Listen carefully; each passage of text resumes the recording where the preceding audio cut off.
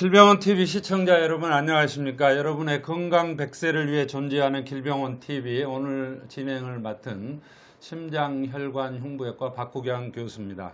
오늘은 나이가 들어가면서 나도 모르게 찾아오는 뇌질환, 뇌혈관대 중풍 이런 것들이 있겠죠. 이 분야 최고의 전문의인 신경외과 유찬종 교수를 모시고 이야기를 나눠보도록 하겠습니다. 유찬종 교수님 어서 오십시오. 네, 안녕하십니까. 반갑습니다.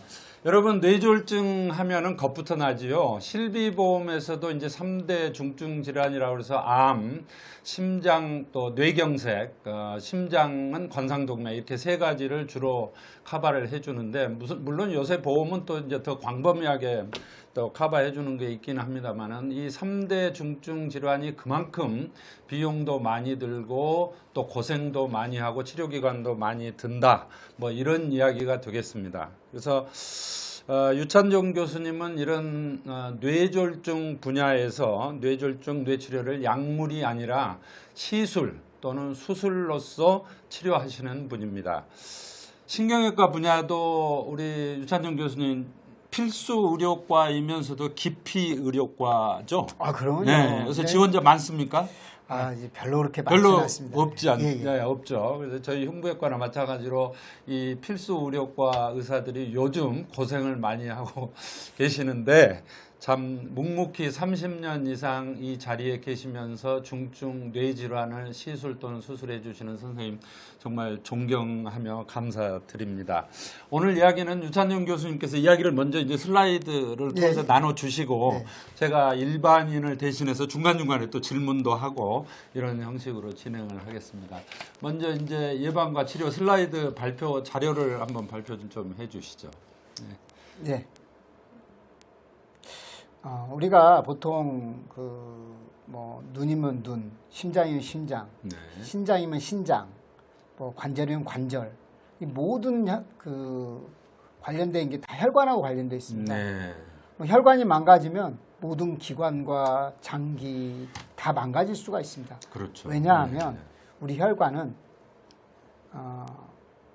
이렇게 보면 이 혈관 여기 보시면 이게 이보다 훨씬 더 많습니다. 이 혈관들을 다 이어보면 지구를 2바퀴 반 정도 돌 수 있다고 합니다. 엄청나게 긴 거리죠. 모세혈관까지 다 해서. 근데 이 혈관들이 나이를 먹으면 변화가 됩니다. 왜 변화가 되냐? 탄력성도 떨어지고 이 동맥벽도 두꺼워지고 동맥경화, 우리가 알고 소위 말하는 동맥경화가 되고 이건 나이에 따라서 변화가 될 수밖에 없는 기계도 오래 쓰면 달아지는데요. 이런 건데 그러겠죠. 이보다 더 악화되는 것이 우리가 방지할 수 있는 또 노력하는 것입니다. 그래서 이 혈관을 보게 되면 어떤 식으로 변화되냐면 처음에 혈관 안에 제일 앞에 미끈미끈한 벽이 있습니다. 이 미끈미끈한 벽이 탄력성을 유지하는 데 아주 중요하거든요.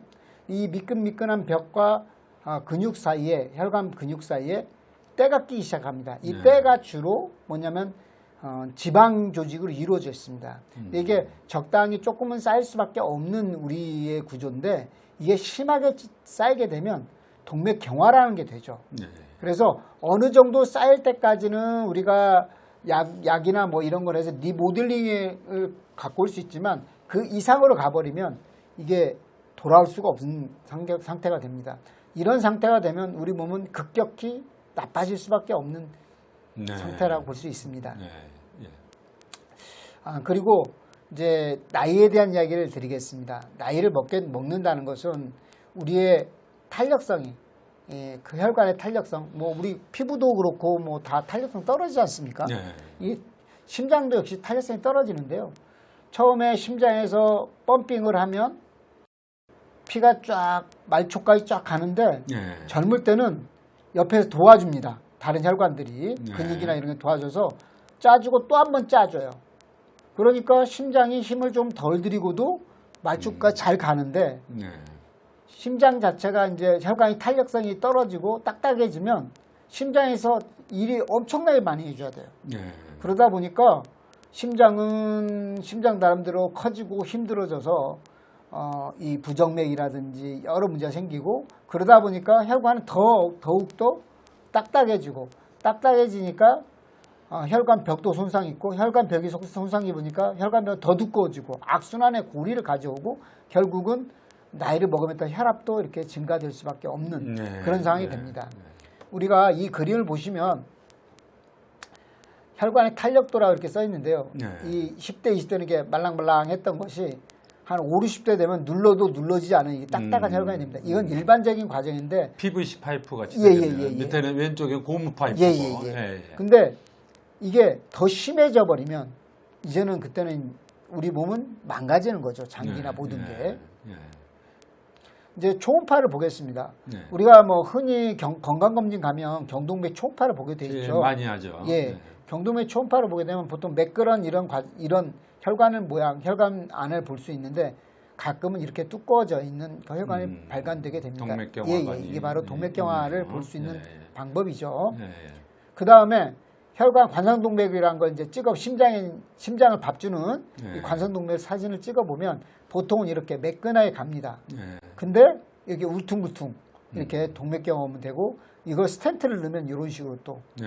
될 수 있습니다. 스텐트를 넣는다고 해서 모든 게 다 해결되지 않습니다. 결국 심장은 처음부터 관리하지 않으면 안 된다는 이야기죠. 예. 그 다음에 이제 아까 그 혈관의 탄력성 이야기를 했는데요. 이제 맥압을 변화하는 것도 있습니다. 예. 우리가 혈압을 120에 80, 보통 40 차이 나지 않습니까? 예. 근데 나이를 먹을수록 혈관의 탄력도가 떨어지다 보니까 네. 120에 80에서 120에 60, 50, 40으로 네. 이제 우리가 말해서 수축기혈압과 이완기혈압인데 수축기혈압을 우리가 조절을 해서 어느 정도 약물 조절하지만 이완기혈압은 조절이 안 됩니다. 예. 근데 그 이완기혈압과 수축기혈압 합쳐놓으면 바로 이 맥압이란 건데요. 젊을 때는 이렇게 모양이 이쁜데 나이를 먹으면 점차 모양이 찌그러진 모양이 됩니다. 네. 이런 상황이 되게 되면 우리는 결국은 기능들이 더 떨어지고 우리의 활력도도 더 떨어질 수밖에 없는 결과를 가져옵니다. 우리는 이런 상황을 최소한 줄여주려고 노력하는 게 우리의 약물 치료라든지 건강에 대한 노력입니다. 네. 거기서 조금만 제가 보충을 네. 드리면은 제가 혈관외과 이제 심장혈관외과 전문이기 때문에 보통 젊었을 때는 혈관의 탄력이 좋으니까 심장에서 수축기로 짜주면은 그 압력과 에너지가 혈관에 이제 보관이 돼 있다가 그 탄력성이 심장이 수축을 멈춘 다음부터 이렇게 발생을 하게 되는데 동맥경화가 되면은 심장의 수축기 때 보냈던 혈압의 그 에너지를 보존을 하지를 못하는 거죠. 동맥경화가 딱딱해서. 그래서 120에 80이라는 압력이 130에 70, 140에 60 이렇게 돼서 맥압차가 커지고 이제 그렇게 되는 건데 그거를 이제 뇌혈관도 마찬가지죠. 그러면요. 심장혈관이나 뇌혈관은 똑같다고 봐야죠. 모든 혈관 다 연결돼 있지만, 있으니까. 예, 네, 그렇죠. 그래서 우리 뇌하고 심장혈관이 똑같이 이런 동맥경화에 영향을 받는다. 부위만 뇌고 심장이고 이렇게 다를 뿐이다. 이렇게 예. 이해를 하면 되겠습니다. 예, 맞습니다. 예. 그래서 심내혈관의 발병 위험 요인 우리가 뭐 너무너무 잘 알고 있습니다. 예. 혈압약이죠. 140 이상 혈압 그 최저혈압이 90 이상이 됐을 때 문제. 네. 그다음에 혈당, 그 당뇨 이야기하지 않습니까? 공복혈당이 쟀을 때 126 이상. 콜레스테롤, 우리 만성질환이라고 그러지 않습니까? 이 세 개를. 네, 네. 만성적 콜레스테롤이 또 160, LDL이 160 이상. 네, 네. 뭐 비만, 우리 너무너무 네. 잘 알고 있습니다. 비만도 BMI라고 그러죠. 이것도 30 이상일 때 또 나이, 이건 네. 우리가 못 고치는 겁니다만 나이도 역시 네. 심내혈관 질환 발병 위험 요인이 이 5가지가 됩니다. 네. 그래서 요거에 대해서 어떻게 되는지 한번 간단히 설명을 좀 드려보겠습니다. 네. 일단 뭐 제가 뇌를 설명하기로 했으니까 뇌혈관 질환의 뇌혈관이 어떻게 변화되는지 보겠습니다. 혈압이 이렇게 발생하게 되면 혈관 자체가 리모델링이 됩니다. 그래서 혈관벽이 두꺼워집니다. 똑같죠, 뭐 일반도 비슷하게 네. 두꺼워진데 두꺼워지면 이 들어가는 게 세포랑 밥을 주고 그다음에 노폐물을 받아들이고 하는 게 점차 문제가 돼서 제대로 되지 못하는 관이 되고 네. 이렇게 되면 뇌도 약화가 되고 뇌도 쪼그라들고 여러 가지 일어나는 네, 거죠. 두꺼워진 혈관을 통해서 혈류가 원활하게 장기로 공급이 안 되기 때문에 네네네. 그런 현상이 발생하는 거죠. 예, 이건 이제 네. 굵은 혈관의 경우고 네. 얇은 혈관들은 어떻게 변화되냐면 이렇게 보시면 이게 혈관벽이 얇아져 버립니다. 유리화라고 그러는데 이 유리화 과정 보면 이런 것들은 조그만 압력이 좀만 더 있어도 터지거나 막히거나 네. 어떤 일이 일어날 수 있는 거죠. 큰 혈관들은 점차 딱딱해지고 두꺼워지고 아주 작은 말초 머리 안에 있는 대뇌 피질 내에 가는 혈관들은 이렇게 또 확장이 될 수도 있고. 예, 이래서 유리화돼서 혈관벽의 탄력성이 아주 없어지고 그냥 그 아주 셀라믹처럼 네. 아주 얇은 그런 혈관이 돼버린 겁니다. 그래서 다시 이걸 보충 설명드리면 큰 혈관들은 동맥경화로 와서 결국 혈관에 있는 세포들을 갖다 다 전체적으로 사멸시켜서 죽여버리는 효과를 가져서 뇌경색이나 뇌출혈로 일어나게 됩니다. 근데 아주 소혈관 질환, 작은 혈관들은 다 죽이는 게 아니라 세포의 국소 부분을 조금 죽여서 우리가 소위 말해서 무증상 뇌경색이라든지 예. 아니면 뇌혈관 뇌가 위축이 된다든지 아니면 소혈관 질환 중에 가장 대표적인 것 중에 하나가 미세 뇌출혈, 우리가 이제 무증상 네. 뇌출혈, 네. 우리가 눈에 보이지 않는 CT 찍어도 보이지 않는 뇌출혈이 일어나게 되죠. 네. 그래서 이런 변화가 일어나게 되죠. 그러니까 뇌출혈은 혈관이 약해서 생기는 거고 뇌경색은 피가 혈류가 가지 않아서 혈관이 두꺼워져서 막혀서 생기는 거라고 쉽게 이해를 하면 되겠죠? 예, 맞습니다. 예. 그래서 이제 큰 혈관이 막혔을 때 뇌경색이 이렇게 크게 오는 거고 작은 혈관들이 막혔을 때 아까 무증상 뇌경색이라든지 그 다음에 이 찌꺼기들이 여기 이렇게 쌓여서 MRI 찍으면 이상하게 이렇게 점점점 보이는 소견들이 보이게 되는 거죠. 이제 고혈압이 나이 먹으면서 이제 될 수밖에 없는데요. 아까도 말씀드린 것처럼 이완기 혈압이 낮으면 수축 혈압이 높다. 그것은 심근경색의 위험성을 아주 높일 수 있고요.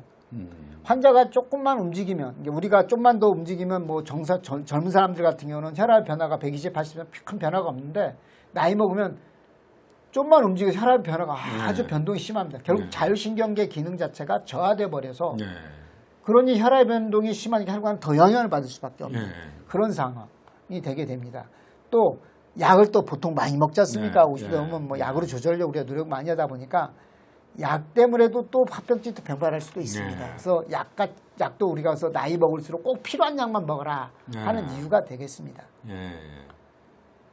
우리나라 고혈압 인구는 점차 늘어가고 있고요. 굉장히 많다. 보통 우리가 인구 중에 28.4% 정도 20세 이상 성인 중에서 보통 그렇죠. 3분의 1 정도. 성인의 28%고 나이 고령자들은 훨씬 더 비율이 많겠죠. 근데 이걸 제대로 인지하는 사람은 74%고 조절되는 사람은 반절밖에 안 돼요. 그러니까 내 혈압인 줄 알지만 내가 이건 젊으니까 내가 운동으로 조절할 수 있어. 이렇게 하면서 조절을 잘 안 해요. 그래서 제대로 조절하면 반절밖에 되지 않는다라고 이제 통계적으로 나와 있습니다. 특히 젊은 사람 중에 그런 분들이 많은데 내가 운동을 해서 또 식이요법으로 또 살을 빼서 또 민간요법으로 소위 혈압을 조절하겠다. 또 고지혈증을 조절하겠다. 이런 분들이 많은데 그거는 좀 삼가해야 될 치료법 아닌가요? 그렇죠. 이제 혈압이나 뭐 당뇨 이런 것도 만성적으로 꾸준히 혈관에 영향을 줘서 일어나는 결과물이니까 뇌졸중이나 이런 것들은 일단 치료를 하고 나서 그다음에 정상으로 되고 나서 뭐 운동을 한다든지 뭐 이런 건 괜찮은데요. 그래서 이제 심뇌혈관장에서 무증상 장기 손상이란 말이 있습니다. 무증상 장기 손상이란 건 나도 모르게 내가 원하지도 않고 또 모르는 일이죠. 모르는 일이기 때문에 우리가 대비나 방비를 못하지 않습니까? 뭐 일단 나이가 가장 큰 원인이 되겠지만 담배 피는 거, 그 다음에 비만, 그 다음 콜레스테롤 높은 거. 근데 가끔 그러신 분들이 있습니다. 선생님, 뭐 저 콜레스테롤 약 먹어서 정상으로 돌아왔어요. 중년 이상의 이제 분들이 하신 말씀이세요. 근데 약을 계속 먹어야 되나요? 이런 말합니다. 그러면 저는 이제 그런 말 하죠. 콜레스테롤을 줄이려는 목적이 아니라 혈관벽을 더 두꺼워지지 않으려 우리가 예방하려고 먹는 겁니다라고 설명을 합니다. 그 다음에 이제 뇌도 보면 아까도 말씀드렸지만 미세출혈 일어난다고 말씀드렸죠. 그 다음에 무증상 뇌경색이 일어났죠. 아주 좀 많은 손상들이 혈관들이 이러한 당뇨나 고혈압 이런 것들 고지혈증으로 인해서 생길 수 있다는 거죠. 그 다음에 심장도 역시 나이 먹으면 이게 부풀어서 커지지 않습니까? 그거. 그 다음에 콩팥도 변화도 일어날 수 있겠고 결국은 그러다 보면 이런 것들이 쌓이다 보면 우리가 걱정하는 치매, 혈관성 치매도 올 수 있겠고 그 다음에 협심증이라든지 심방세동도 올 수 있겠고 그 다음에 동맥이 딱딱하니까 압력이 또 가해지다 보면 박리도 될 수 있겠고 여러 가지 일어날 수 있습니다. 그러니까 우리 유찬영 교수님 보통 일반 사람들이 이해를 할 때는 내가 반신불수가 됐다든지 무슨 말을 못한다든지 이럴 때만 뇌졸중으로 알고 있는데 꼭 그런 큰 증세가 아니래도 뇌졸중에 준하는 혈관벽에 두꺼워져 가지고 피가 안 가서 그런 것들이 있을 수 있다는 그렇죠. 얘기죠. 우리도 모르는 우리도 우리가 모르게. 뭐 보통 뭐 약간 왜 이러지? 왜 약간 어지럽지? 뭐 이런 두통이 있지. 근데 심하진 않습니다. 심하지 않는데 왠지 이상하다.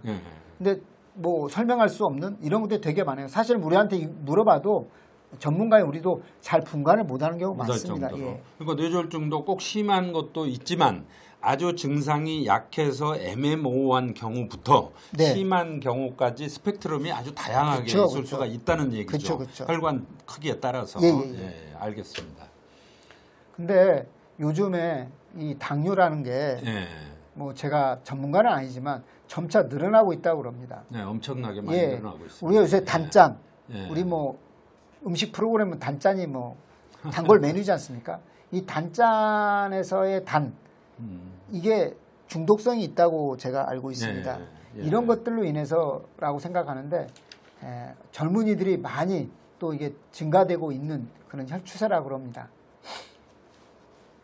이제 당뇨병이 생기면 심혈관에 당장 영향을 미쳐서 당뇨 때문에 혈관으로 돌아가시면 1.56배 정도 증가되어 있고 또 당뇨병을 진단받은 사람은 심혈관이 앓을 가능성이 점차 늘어난다. 라는 통계적으로 나와 있습니다. 이게.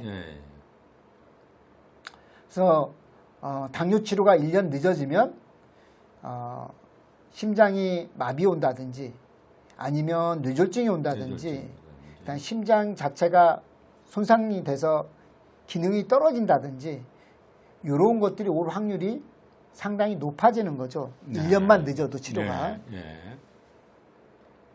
그 다음에 이제 우리가 보통 비만 이야기 하죠.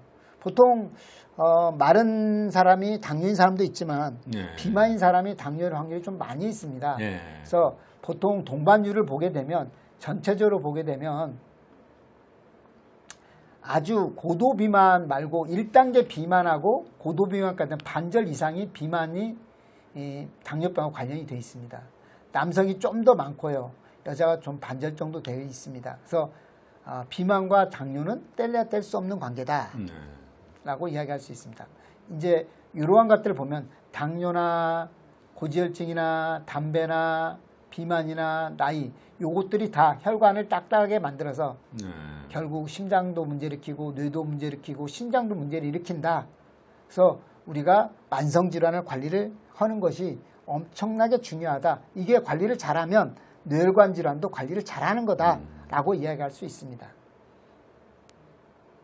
지금부터 제가 뇌혈관 질환이 어떤 것이 있는지 실제 임상 사례를 중심으로 한번 설명을 치료법을 해주십시오. 좀 이야기 드리겠습니다.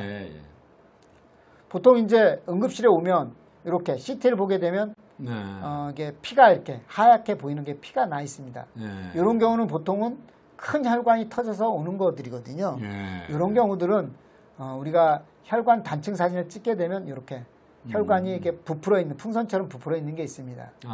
약해진 부분이 꽈리처럼 늘어나 있군요. 네네네. 이게 잘 보이는지 모르겠네. 이게 확대해서 봐야 되겠는데. 하여튼 또 그런 것들이 또 어떨 때는 이렇게 그럼 굉장히 혈관이 튀어나와 있는 거 혈관이 같은데요. 찢어서 예, 어떨 때는 늘어나고. 박리돼서 이렇게 됩니다. 예, 그래서 예. 치료를 하게 되면 이렇게 반듯하게 되기도 합니다. 예. 저런 경우는 스텐트를 넣는 경우인가요? 어떻게 아, 되나요? 이제 보통 이제 그 정기적으로 체크를 해가지고요. 예. 변화가 없거나 음, 환자가 증상이 심하지 않으면 약물로 약물로 조절하다가 보면 저절로 좋아진 경우도 많습니다. 아, 그래서 저절로 터진 좋아지는 경우라든지 것도 있고. 더 예. 악화되는 건 스텐트를 넣지 그렇지 예. 않으면 그냥 관찰합니다. 관찰하는 거죠. 예, 예, 예. 예. 출혈의 위험이 크지 않으면 관찰하는 것도 방법이다. 네, 그렇죠. 그러니까 예, 예. 이렇게 좀 혈관이 찢어졌다 해서 예, 무조건 예. 다 수술하거나 뭐 하진 예, 않습니다. 관찰을 많이 합니다. 예, 저는. 예, 좋습니다. 예. 그 다음에 요거 이제 뇌출혈이죠. 아까는 요 방금 설명드렸던 큰 혈관이 문제됐던 거고, 혈관 자체가 예, 문제 예, 있는 큰 거고. 혈관이 문제된 거고, 이건 예. 아주 미세혈관, 예, 쪼만 예. 혈관, 우리가 예, 소위 예. 말하는 중풍이라고 말하는 출혈입니다. 예, 예. 이게 이렇게 작기도 하지만 이렇게 큰 경우는 뇌를 갖다가 손상을 입히기 때문에 수술해서 이걸 제거를 해서 예, 압력을 예, 줄여주는 게 저기 치료. 하얀 부분이 출혈 부위죠. 예, 예, 지금 맞습니다. 출혈이 돼가지고 피가 고여 있는. 예. 네, 아, 알겠습니다. 뇌출혈이네요, 그러니까. 그렇죠. 예. 뇌출혈인데 이건 중풍성 뇌출혈, 예, 고혈압성 예. 뇌출혈이라고 예. 그럽니다. 요건 뇌가 이제 쪼그라져서 예, 연세가 드시면 예, 뇌가 예. 쪼그라들고 특히 술을 많이 먹으신 분들은 예, 예. 뇌가 많이 쪼그라질 수 있어요. 예, 예. 그래서 피가 찔끔찔끔 새서 이렇게 예. 그거는 뼈 두개골 바로 직하에 하얗게 있는 게 그것도 출혈이죠. 요거 있고 예, 이게 예. 적혈구가 쌓여서 이렇게 더 하얗게 보이는 거고요. 예, 예. 오래되면 이렇게 위는 물, 물이 밑에는 또 이제 차 적혈구가 있고. 좀 이렇게 쌓여서 침전돼가 예, 이렇게 예, 있는 예, 겁니다. 예. 이런 상황은 한 달 전에, 두 달 전에 내가 머리를 술 한 잔 먹고 하다가 다쳤다든지. 다쳤다. 아니면 예, 이제 예. 요새 연세 드셨으니까 낙상 넘어지거나 이러셔서 머리 다치고 난 뒤에 나 별일 없다가 잘 지냈는데 어느 날부터 머리가 아프기 시작하고 네, 팔다리가 나도 모르게. 마비감이 살짝 오고 이럴 때 보면 이렇게 된 경우가 있습니다. 요건 이제 보통은 이제 수술해서 이제 압력을 줄여주면 저절로 좋아지는 경우가 많이 네, 있습니다. 네. 그러니까 뇌도 다시 피어지는 예, 거죠. 예, 간단히 네. 수술할 수 있습니다. 이건. 예, 알겠습니다. 근데 또 한 가지 이제 있는데 이제 젊은 여자분들이 좀 많이 있는 네, 것 같긴 하는데 뭐 스트레스라는 이거 받고 난 뒤에 집안일 뭐 보통 스트레스 많지 않습니까 여자분들 예. 남편하고도 관계 애들하고의 네. 관계 그러고 나서 갑자기 나 두통이 심해졌어. 예. 근데 그 두통이 혈압도 올라가고 이거 뭐 조절이 안 돼. 하루가 이상 가. 참을 수가 없어. 그래서 머리 사진 찍으면 이렇게 혈관이 이렇게 쪼그라져 있습니다. 예. 근데 이게 문제는 뭐냐면 예. 이게 방치하게 되면 뇌출혈이나 뇌경색이 올 수 있다는 거죠. 그렇죠. 피가 안 가면 뭐 뇌경색이 오니까요. 예, 예. 그래서 요렇게 심해지면 네. 안 되니까 약물 줘서 이렇게 펴줘야 됩니다. 예. 예. 보통 뭐 혈압을 떨어뜨려주고 혈압 펴주는 약을 주면 대부분 많이 좋아집니다. 그래서 네. 보통 일반인들이 잘 모를 것 같아서 네. 제가 지적을 해드리면은 바로 여기서 똑같은 혈관인데 여기서부터 여기까지가 연축이 돼가지고 이게 혈관이 좁아진 희미한 부위고 예. 약물 치료한 이후에 여기서부터 여기까지가 다시 펴진 예, 예, 모습이죠. 그렇죠. 예. 그렇게 아시면 될 것 같습니다. 예. 그다음에 이제 뇌 동정맥 새끼리라는 게 있습니다. 예. 우리가 태생기 때 엄마 뱃속에 있을 때부터 우리가 점차 커가면서 혈관들은 우리가 좀 더 이롭게 우리 몸에 이롭게 혈관들이 변합니다. 없어질 건 없어지고 생길 거 생기고 항상 그렇죠. 신생혈관도 생기는데 어느 정도 크면 이제 이게 세팅이 되겠지만 그 전에는 상당히 많이 변화가 있습니다. 근데 중년 이상 되다 보면 갑자기 어떤 외상을 입다든지 스트레스라든지 이런 거 받다 보면 이 기존의 길들이 열리는 경우가 있습니다. 그래서 이걸 뇌 동정맥 새끼라는데 동맥에서 바로 정맥으로 가는 겁니다. 그러니까 원래 동맥은 동맥의 길이 있고 정맥은 정맥의 길이 있어서 서로 섞이면 안 되는데 네네. 지금 저게 잘못 섞인 거죠. 지금. 그쵸. 예. 동맥이 가야 될 길이 동맥으로만 가야 되는데 정맥으로 이렇게 빠진다. 네. 그래서 내 동정맥 새끼인데 저것도 병이네요. 예, 요건 네. 의외로 좀 많이 있습니다. 아, 그래서 그렇습니까? 뭐 보통 눈이 튀어나온다. 네. 아니면 갑자기 머리가 두통이 예. 너무 심해졌다. 이런 경우도 네. 종종 있거든요. 네. 그다음에 통증이 3차 신경 통증으로 옮겨온다. 네. 이런 경우도 있는데 저거는 혈관 촬영을 해가지고 진단을 한 다음에 저길 막아줍니까? 어떻게 예. 됩니까? 이게 그 예. 코일로 막아주는 경우도 코일로 있고요. 막아주는 경우. 또 요새는 방사선 치료 해가지고 방사선처럼 혈관을 쪼그라뜨려주고 혈관을 예, 수축시켜 주는구만요. 아주 네. 심한 증상, 그다음에 응급이 아니면 요새 방사선 치료도 하는 경우 종종 있습니다. 이제 점차 그쪽으로 많이 갑니다. 예. 일단 통증이 적어야 되니까 치료도 시간도 덜 걸려야 되고 그런 경우 있어서 요즘은 이런 것들은 방사선 치료나 직접 코일 색전술이라든지 약물 치료를 하는 경우가 있습니다. 방사선 치료로 해가지고 방사선을 쪼이면은 그 혈관이 수축이 돼서 오래 지나면은 그게 그쵸, 없어진다. 막히죠. 예. 그 부위만 정확하게 이렇게 포커싱해서 정밀하게 아주 방사선을 조사를 해야 되겠네요. 그렇죠. 근데 저희 병원에 이제 곧 간만화이프도 들어오고 이러니까 다 그거 할 수 있습니다. 지금 현재 기구로도 할 수 있지만 좀 더 정확한 타겟으로 할 수가 있습니다. 알겠습니다. 그다음에 이제 이건 자가 면역 질환인데 모야모야병이라는 게 있습니다. 김이 모락모락 난다 해서 그 일본 말인데 일본 말이죠? 예, 일본 말입니다. 이게 백제에서 넘어간 말이라고 이렇게 말합니다. 그래서 김이 모락모락 난다 해서 모야모야라고 했다 그럽니다. 그래서 이제 원래는 정상 혈관이 이런 모양을 가지고 있는데 혈관이 이렇게 큰 혈관들이 나무 밑둥 잘리고 나면 옆에 작은 가지들이 생기듯이 이게 점차 변화갑니다. 큰 혈관이 없어지고.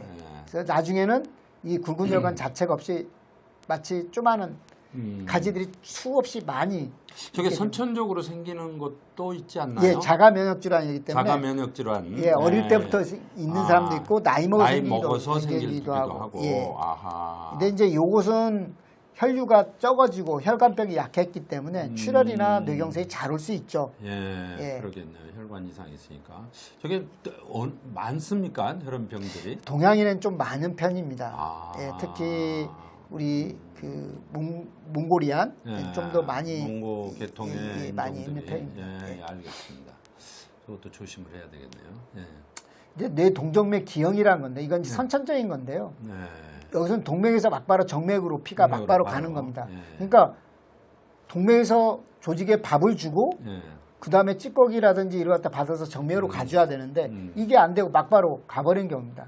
그러다 보니까 정맥에 압력이 높아지는 거죠. 뭐 출혈이나 어떤 문제가 있어서 저것도 아까 말한 뇌동정맥 새끼라고 비슷한 거네요. 예, 근데 기형은 이제 선천적으로 생기는 거고 새끼는 후천적으로 이렇게 생길 수 있는 거고. 새끼는 주로 뇌를 싸고 있는 막 주위에서 많이 생기고 이건 뇌 안에서. 뇌 안에서 같은 종류의 병인데 그렇단 말이죠. 그 다음에 이제 나이 먹으면 필연적으로 오는 협착. 그래서 혈관이 이렇게 좁아집니다. 동맥벽이 두꺼워져서. 뭐 이런 경우는 저희가 수술해서 이렇게 넓혀주기도 하고 요새는 스텐트란 걸 대줘서 뭐 넣죠? 합니다. 스텐트 넣어서 해주기도 합니다. 좁아진 데 스텐트. 알겠습니다. 그 다음에 이제 여기 보면 혈관이 안 보이죠, 이렇게. 그쪽으로 가야 되는 각 혈관 안 보이니까 이쪽으로 혈관이 가야 되는 혈관이 없습니다. 이런 경우들은 혈류, 머리에 피가 덜 가기 때문에 어지럽거나 두통들이 오죠. 증세가 많을 것 같은데. 많이 옵니다. 큰 혈관일수록. 좀만 뭘 해도 막 왜 이렇게 힘들지, 어지럽지, 넘어질 것 같지 여러 증상이 나타나는데 이런 경우들은 우리가 문합술이라는 혈관을 넣어주는 수술을 또 해줘서 조절하기도 합니다. 근데 이제 뭐니 해도 외래에서 많이 고민하고 우리 찾아오는 게 뇌동맥류이지 않습니까? 이 뇌동맥류 갖고 건강검진 많이 하니까 뇌동맥류에 대해서 맞아요. 혈관에 꽈리가 생기는 거죠. 터질 위험이 있기 때문에 그거 가지고 많이 이제 상담도 많이 받고 고민도 많이 하죠. 그래서 이제 이걸 어떻게 했으면 좋겠는지에서 이야기를 드리겠습니다. 제일 중요한 부분입니다. 자, 뭐 비파일성 뇌동맥류가 이렇게 보입니다. 이렇게. 꽈리가 보이네요. 이건 수술 시야에서 보이는 동맥류입니다. 저거는 CT 안지오로 한 겁니까? 아니면 MR 안지오입니다. MR 안지오죠. CT 안지오나 MR 안지오나 큰 차이는 없지만 이건 MR 사진입니다. 이건 이제 수술 시야에서 보이는 뇌동맥류입니다. 저게 지금 커진 거죠. 꽈리처럼. 커진 거죠. 근데 우리가 뇌동맥류 무조건 다 수술하거나 무조건 코일 넣는 게 아니라요.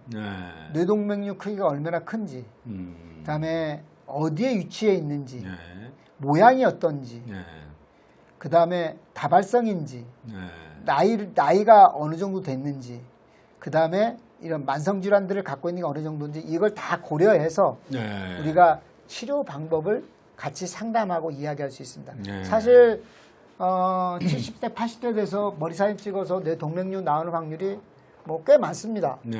모두가 다 치료하느냐? 죽을 때까지 치료 않는 경우도 많이 있고요. 네. 뭐 별 문제 없이 잘 치는 경우도 많이 있습니다. 그래서 무조건 뇌동맥류라는 진단을 받았다고 겁나거나 두려워하실 게 아니라 의사들하고 상담을 하면 뭐 안심하고 편안하게 또 사실 수도 있고요. 전문가하고 상담이 그렇죠. 저런 경우는 필요하고요. 네네. 뇌동맥류 자체가 있다는 것만으로 수술을 하는 것은 꼭 아니다. 그렇죠. 네, 그렇게 알고 계시면 되겠네요. 예.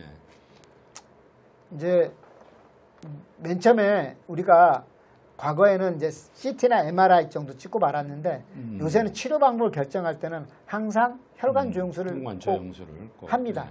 그래서 크기, 모양, 변화 관찰하고 어디서 나가는지 이걸 관찰해서 치료 방법을 선택하게 됩니다. 이게. 그래서 54세 여자 환자고 머리 검사를 했습니다. 실제 임상 사례네요. 예, 임상 사례입니다. 예. 그랬더니 5mm 정도. 이제 이건 보통 여기 어디가 있습니까? 요 이거 오른쪽. 예, 오른쪽인데 동맥이 보통 이 정도의 위치는 예. 이 정도 위치는 뇌 바닥의 위치입니다. 예. 뇌 바닥의 위치이기 뇌 때문에 기저부에. 예. 요 정도 위치가 보통 안동맥, 눈으로 예. 가는 동맥 정도의 위치입니다. 예. 예. 그래서 여기 정도의 위치에 있는 동맥 크기가 5mm 정도라면 그냥 관찰하십시다. 예. 왜? 그 정도로. 보통 터질 확률이 주위 조직들이 그 구조물들이 있어서 다 막아주거든요. 네. 그래서 터질 확률은 적습니다. 오히려 음. 커서 주위를 눌러서 문제되면 문제되지. 그래서 이 정도는 대부분 관찰하는 경우 많이 있습니다. 근데 너무 커버리면 또 문제겠지만 그렇죠. 5mm 정도면 보통 관찰하라고도 합니다. 근데 또 이제 나 너무 불안해. 뭔가 해줘. 요구하면 어쩔 수 없이 해줄 수도 있겠죠. 그래서 이렇게 혈관 조영술이란 검사로 이렇게 했습니다. 네. 이렇게 예, 봤더니 그 꽈리가 보이네요. 예, 한 5mm쯤 되는 크기가 그럼 저거를 나중에 이제 몇 개월 간격으로 또 CT, MR 안주를 또 해서 혈관을 봐야 되나? 아니 뭐 혈관에서 이렇게 해서 관찰하자고 하면 예. 보통 1년 정도, 1년 정도? 예, 아니면 2년 예. 정도 예. 상황에 따라서 예, 이제 알겠습니다. 환자의 마음과 음. 저희들 추적 관찰 시간 권과에 따라서 이렇게 증상도 물론 예, 봐야 예, 되고. 예, 예. 예. 그래서 이분은 이제 호의를 요청을 하셔서 이제 호의를 시행했습니다. 그래서 스텐트란 걸 넣고 점점점 이 스텐트거든요. 네. 그다음에 코일을 집어넣어서 이렇게 별 문제 없이 잘 만들어졌습니다. 이제 이게 뇌동맥류 결찰술이라는 방법이 있는데 그 다음 치료 방법은 이제 머리를 열어서 하는 거. 아까는 직접 이제 수술하는 예, 거군요. 예. 아까는 시술이고. 예, 예. 여기 보면 이렇게 조만하게 이렇게 보통 이게 모동맥이고 이게 이게 노랗게 보이는 게 동맥입니다. 동맥경화된 동맥이고 이렇게 좀 뿔구스름하게 튀어나온. 예. 그래서 여기를 찌개처럼으로 딱 찝어서 이렇게 수술한 겁니다. 사실 이게 제일 깔끔은 해요. 머리를 열어서 한다는 단점이 있지만 저거 부위에 따라서 굉장히 수술하기가 힘들 것 같은데요. 터지면 어떻게 해요? 터져도 막아야죠. 예, 전문가의 기술을 요하는. 이제 그 다음에 아까 소혈관 질환 제가 말씀을 드렸었지 않습니까? 네. 건강검진에서 요즘은 MRI라든지 CT 여러 가지 뇌혈관 질환 검사를 참 많이 합니다. 근데 저희한테 주로 소혈관 질환이 있다는데 어떻게 하냐. 아까 뇌동맥류도 오지만 선생님 이거 어떻게 해야 돼요? 불안의 마음을 갖고 많이 오십니다. 그걸 제가 간단하게 설명을 좀 드려보겠습니다. 보통 제일 하는 게 우리 경동맥 초음파 많이 하죠. 제가 여쭤봅니다. 경동맥 초음파는 왜 하셨어요? 여쭤보면 그냥 경동맥 두께 보려고요. 이렇게 말하는데 사실 우리가 경동맥을 보는 가장 큰 이유가 큰 동맥 중에서 대표적인 그러니까 우리 몸의 실제 대표적이고 접근하기 편한 게 경동맥이기 때문에 접근하는 거지 않습니까? 그래서 경동맥이 동맥경화가 심하다면 다른 부위도 동맥경화가 심하다는 것을 또 알 수 있는 거지 않습니까? 근데 이제 사람들은 경동맥만 생각하고 머리만 생각해서 오시는 경우 종종 있어서 저희한테 많이 오십니다. 그래서 이렇게 혈관벽이 여기에 비해서 두꺼워져 있어서 봤더니 한 30% 좁아져 있다라고 이제 저희들은 쫓아오는데 또 이건 혈관벽을 위주로 보는 거지 혈관 물이 가는 길을 다 보는 건 아니거든요. 그렇죠. 그래서 물이 가는 길을 보다 보면 그리 많이 좁아지지 않은 경우도 있습니다. 그래서 뭐 50% 좁아, 70% 좁아졌다고 오지만 실질적으로는 한 50%, 30% 좁아져서 약으로도 충분히 조절한 경우도 많이 있습니다.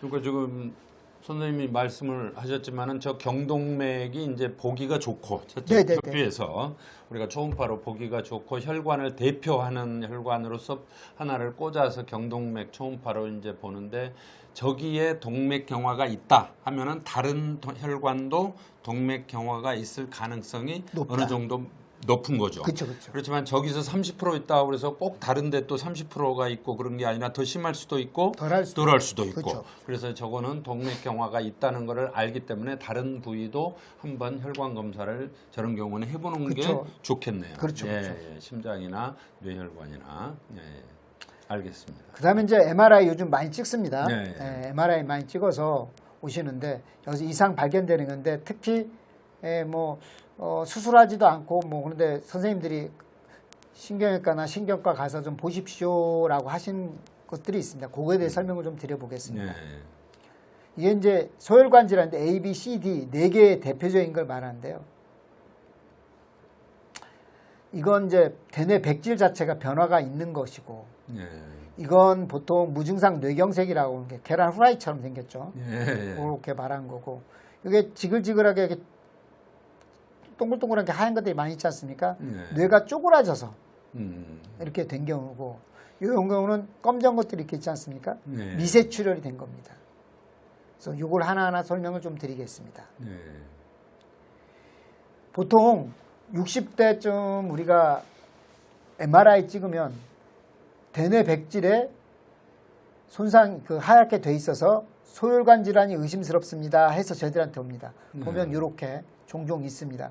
이게 그러면 선생님 저 비정상인가요? 라고 하는데 나이 먹으면 모든 게 오래되면 흠은 좀 한두 개 있지 않습니까? 그렇죠. 그러듯이 이게 조금 하얗게 한두 개 있다 해서 문제가 아닌데 많이 있을 때가 문제인 거죠. 그러니까 한두 개 있다 해서 너무 걱정하실 게 없어요. 나이 먹으면 인생은 꼬리표식으로 조금씩 흠은 조금씩 있지 않습니까? 상처도 하고 그렇게 생각하시면 됩니다. 그래서 많을 때 문제다. 그렇지만 대뇌 백질의 음영의 변화 정도는 조금씩 있을 수 있다. 이것도 이제 그게 그 사진을 갖다가 좀 달리 본 겁니다. 자, 이런 사람들이 대뇌 혈관은 깔끔합니다. 특별한 문제 없습니다. 그렇지만 소혈관 질환에서는 대뇌 백질이 이렇게 하얗게 된 경우도 있죠. 이게 심한 사람들은 우리가 뭔 이야기 하느냐, 뇌졸중이 올 확률이 좀 더 동년배보다 좀 더 많습니다라고 표현해 줍니다. 그 다음에 이제 열공성 뇌경색, 즉 무증상 뇌경색이라고 합니다. 가끔 저희가 MRI 찍으면 당신 뇌경색 앓고 지나갔네? 이렇게 표현을 하면 나 아파본 적도 없고 내가 어디 마비된 적도 없고 근데 무슨 소리야? 라고 많이 합니다. 근데 우리의 뇌는 어느 부위는 증상이 없고 왠지 피곤하고 왠지 힘든 적이 있었어 정도만 해도 뇌경색이 오는 부위가 있습니다.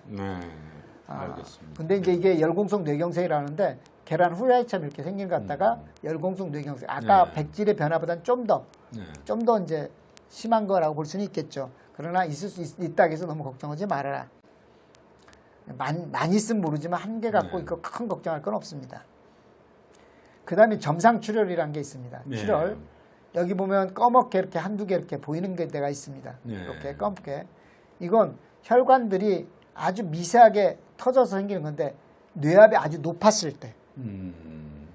그 다음에 대뇌 피질 쪽에서는 아까 그 혈관 유리화 설명드렸지 않습니까? 그랬을 때 생길 수가 있습니다. 얇아져가지고 터지는 미세 혈관이 터지는 경우. 안쪽에서는 압력이 높았을 때 생기는 거고 바깥쪽에 유리화돼서 생기는 거고 이런 것이 본격적으로 심하면 뇌출혈이나 뇌경색이 올 수 있는 거죠. 그렇죠. 큰 혈관이 터지면. 그 다음에 보면 MRI 찍으면 무슨 점박이처럼 이렇게 동글동글한 게 많이 있고 이 선처럼 이렇게 그어진 게 되게 많이 있습니다. 이건 뇌가 말라서 뇌가 위축이 돼서 이렇게 보일 수가 있습니다. 그러니까 이런 사람들 보면 이제 연세 드셨거나 술을 많이 먹거나 그러신 분들 그 다음에 사회활동 않고 혼자 좀 돕고 하신 분들이라면 정도 많이 있을 수 있습니다. 상대적인 이야기입니다만 건강검진에서 일어날 소혈관 질환을 말씀드렸고 그러면 우리가 어떻게 뇌혈관을 관리해야 되는지 음식은 못 먹어야 되는지 이런 말을 가끔 저한테 물어보십니다. 거기에 대해서 말씀을 드리겠습니다. 우리 다 알고 있어요. 예. 뭐 식습관 조절하라. 예. 그다음에 술 먹지 말고 담배 피지 마라. 예, 그렇죠. 그다음에 스트레스도 갖지 마라. 그렇죠. 체중 관리 잘해라. 실천이 어렵죠, 실천이. 예. 그다음에 만성병 관리 잘해라. 예. 뭐 그다음에 아까 우리 이야기 나눴던 대로 동맥경 조기 경보를 예. 좀 얻어서 내가 어떤지 체크를 좀 하는 것도 중요하다. 예. 이제 이건 대실학에서 이 어떻게 음식을 먹어야 됩니까? 물어보는데 네. 뭐 별거 없습니다. 통민 현미 같은 경우 흡수가 더딘 거를 갖다 좀 먹으십시오. 왜냐하면 우리가 당을 갖다 갑작스럽게 올라가게 되면 우리 혈관들은 그만큼 손상하기가 쉬워요. 네. 갑자기 흡수되면. 그렇죠. 그래서 좀 서서히 흡수되는 것이 필요하니까 늙을수록 좀 더 서서히 흡수되는 곡류를 먹으십시오. 네. 그 다음에 단백질을 먹는데 저지방 단백질을 섭취하십시오. 우리가 고기 많이 먹는 것보다 뭐 물고기 좀 더 먹으십시오. 콩단백질 더 먹으십시오. 이런 말 하지 않습니까? 네. 그런 의미로 말씀드리는 거고요. 채소나 과일을 챙겨 드십시오. 라운데 이제 여기서 한 가지 우리가 조금 생각을 달리해야 되는 게 과일을 많이 먹으라는 의미는 아닙니다. 예, 과일 많이 먹으면 당류를 너무 많이 섭취할 수 있으니까 도마도라든지 뭐 다른 그런 것들 좀 먹어라. 그다음에 견과류를 좀 먹으시면 이건 이제 견과류 자체가 그 지방이 좀 들어있지 않습니까? 식물성이잖아요. 동물성이 아니라. 그렇죠. 그래서 이걸 좀 먹으십시오. 또 제일 중요한 것 중에 하나가 소금. 그래서 한국인들한테는 딱 한마디 하면 됩니다. 국물 먹지 마세요. 근데 국물이 좀 맛있긴 하죠. 그렇죠. 네, 국물 좀 덜 먹고 건더기는 먹으시고 국물 좀만 먹으세요가 이제 되겠죠. 요즘 젊은 사람들은 건강 관리를 비교적 잘 하기는 하는데 사실 옛날에 산업화 시대에 저희들은 스트레스도 많고 또 직장에서 아침 뭐 밤 새벽 와가지고 밤늦게 퇴근하고 이러지 않습니까? 병원 생활도 뭐 하루 종일 당직하고 그 다음날 또 수술하고 외래보고 이렇게 하는데 이제 대부분 끝나고 보면 수술 같은 거 스트레스 많은 수술하면 소주 먹게 되고 그쵸? 소주 먹으면 또 삼겹살 먹게 되고 또 저는 담배는 안 피웁니다만은 또 어떤 사람은 담배 또 피우고 이게 순차적으로 이게 따라온단 말이에요. 그렇죠. 그래서 소주 먹고 고기 먹고 고기 탄수화물 먹으면 그게 아주 우리 몸 나빠진 거 예, 다 아시는 아주 거죠. 그냥 저기 나오는 정반대의 길을 예, 이렇게 가게 돼서 우리 세대가 조금 수명도 짧고 이렇게 동맥경화도 많고 그런데 요새 젊으신 분들은 좀 주의를 이제 했다가 이런 음식에 대해서도 신경을 좀 써주시기 바랍니다. 예. 그다음에 이제 뭐 식단입니다. 식단 뭐 특별한 거 없지 않습니까? 이렇게 예, 보면 그렇죠? 예. 아까 뭐 마찬가지로 우리가 예. 집밥, 우리가 직접 가족들이 맛있게 해 먹을 수 있는 밥, 사서 먹을 수 있는 밥, 인스턴트 식품 사다 먹는 게 집밥이 아니잖아요. 네. 근데 그렇게 직접 해 먹으면 크게 무리 없다. 예. 여기서 재밌는 이야기를 하나 드리겠습니다. 예. 우리가 건강해지려면 어떻게 해야 됩니까? 무슨 약을 먹어야 됩니까? 하는데요. 제일 1번이요. 덜 운동? 먹는 겁니다. 덜 먹는 거. 덜 먹는 거. 예. 뭘 먹어야 되는 게 아니고 뭘 안 먹어야 되느냐. 예. 그거네요. 이게 덜 예. 덜 먹고 네. 소금 덜 먹고 요게 가장 야. 증거가 많은 에비던스가 제일 높은 겁니다. 운동은 그 다음이네요. 그 다음입니다. 밑에네요. 예. 그 다음에 뭐 무슨 약 종류, 네. 뭐 요거 먹는 건강식품, 뭐 이런 것들은 저는 별로, 운동이 네. 1인 줄 알았더니 예. 그게 아니고 사람 숫자가 많은 게 이게 덜 먹는 거네요, 칼로리를. 네네네. 그래서 덜 먹는 게 최고고요. 네, 짜게 안 알겠습니다. 먹는 게 최고입니다. 이 두 네. 가지. 그 다음 운동이 그 다음입니다. 저도 다이어트를 예. 좀 해야 되겠습니다. 네, 알겠습니다. 그 다음에 이제 우리 빼놓을 수 없는 게 비만이지 않습니까? 네. 그래서 보통 비만은 30 이상이라고 네. 말을 하게 되고 비만을 할 때는 비만이었을 때 제일 한 건 우리 밥을 안 먹는 게 아니라 규칙적으로 먹는다. 네. 그 다음에 운동은 밥 먹고 나서 꾸준히 30분 이상 해라. 네. 그 다음에 스트레스 많이 받지 말고 잠자는 시간 충분히 자라. 네. 술은 되도록이면 덜 먹어라. 네. 짜게 먹지 마라. 네. 그렇죠? 국물 먹지 마라. 이런 것들 가서 조심하라 하고 알겠습니다. 비만 네. 보통 30 이하를 아유, 유지해라. 네, 좋습니다. BMI를 네. 이게 이야기합니다. 그래서 이제 우리가 그 나이를 먹게 되면 고혈압이라든지 당뇨라든지 이런 여러 가지 위험 인자를 많이 갖고 있죠. 네. 그래서 고혈압 전 단계 때는 보통은 우리가 어떻게 해야 되느냐, 생활요법 하는 게 좋은데 심장혈관 질환을 갖고 있는 사람은 그때 약물 치료해라. 네. 이제 고혈압이 약간 140에서 150 정도 갖고 있으면 이런 분들은 약물 치료하는 게 일반적이다. 네. 그리고 고혈압 150 이상 돼가 160 넘으면 이건 무조건 약물 치료해라. 네. 그래서 이게 단계적으로 돼 있습니다. 요즘은 이보다 또 스트리트하게 120까지도 내려가서 네. 조절하라고 또 요구를 하는 데도 있습니다. 네, 알겠습니다. 그다음에 이제 우리가 콜레스테롤 이야기 많이 하죠. 네. 콜레스테롤 약만 먹으면 무조건 되냐? 그렇지 않습니다. 심장 쪽에 문제가 많은 사람은 LDL 수치를 갖다 55 이하로 유지해라. 네. 그 다음에 동맥경화라든지 경동맥 질환 이게 많이 있으면 70 이하로 유지해라. 네. 그 다음에 당뇨병을 갖고 있는데 이런 사람들한테는 최소한 100 이하로 유지해라. 네. 그 다음에 저이용군한테는 그냥 130, 160 정도 유지해도 괜찮다. 그래서 이 고지혈증 약물도 용량을 정하는데 기존 질환에 따라서 용량을 조절해라. 네. 그래서 우리가 고지혈증 약 먹습니다가 아니라 관심을 가지고 내가 동반 질환, 고혈압이 있는지 심장 질환이 있는지 당뇨가 있는지 보고 그러게 적절한 내가 고혈압 그 고지혈증 약을 뭘 먹어야 되는지 관심을 또 가지셔야 필요하다. 네, LDL이 나쁜 콜레스테롤이라고 하는데 보통 정상은 130이거든요. 예, 예, 근데 예. 지금 유찬용 교수 말씀하신 대로 다른 위험인자, 심근경색증이 있었다든지 뭐 이런 경우는 뭐 55, 또 당뇨병이나 다른 혈압이나 이런 게 있으면은 100 이하로 예, 예, 이렇게 유지하도록 돼 있기 때문에 아까 말씀하신 대로 난 130 이하로 정상인데 또 꼭 스타틴 제제를 먹어야 되느냐 이렇게 물어보시는 분들은 이 의견을 참고를 해주시기 바랍니다. 예, 낮춰야 됩니다. 하여튼 낮을수록 좋습니다. 그래서 이제 이건 하나의 데이터인데요. 우리가 그 심혈관 질환을 갖고 있고 네. 당뇨를 갖고 있는 사람이 당화혈색소 6.5 미만, LDL을 70 미만, 그다음 혈압을 130, 80 정도 유지하면 이 심혈관 질환을 낮출 수 있는 확률이 4.96% 이상 된다. 그래서 노력만 해도 훨씬 줄일 수 있다. 네. 질환을 갖고 있어도 이런 통계가 있습니다. 오늘 정말 어려운 분야의 어려운 시술을 하시는 유찬용 교수님께서 나오셨는데 사실은 유찬용 교수님이 어제 당직하시고 오늘 또 수술하시고 얼굴이 조금 피곤해 보실 거예요. 근데 신경외과에 뭐 어쩔 수 없는 우리나라의 지금 현실입니다. 이해를 해 주시고요. 그래서 오늘 요점은 하여튼 혈관 질환은 뇌혈관이든 또 심장혈관이든 같은 병이기 때문에 혈관 뇌졸중, 뇌출혈 이런 뇌 질환을 예방하기 위해서는 우리 몸의 혈관을 건강하게 해야 된다 하는 말씀을 해주신 것 같습니다. 네네. 그러기 위해서 마지막에 또 다이어트, 식사요법을 강조를 해주셨는데 공감이 많이 가는 부분이고요. 아까 그 복잡한 슬라이드를 많이 보여주셨는데 일단 건강검진에서 MRI나 CT에서 뇌혈관에 이상이 있으면 뭐 가볍게 여기시지 마시고 제가 권하는 것은 전문의하고 일단 여러분 상의를 하십시오.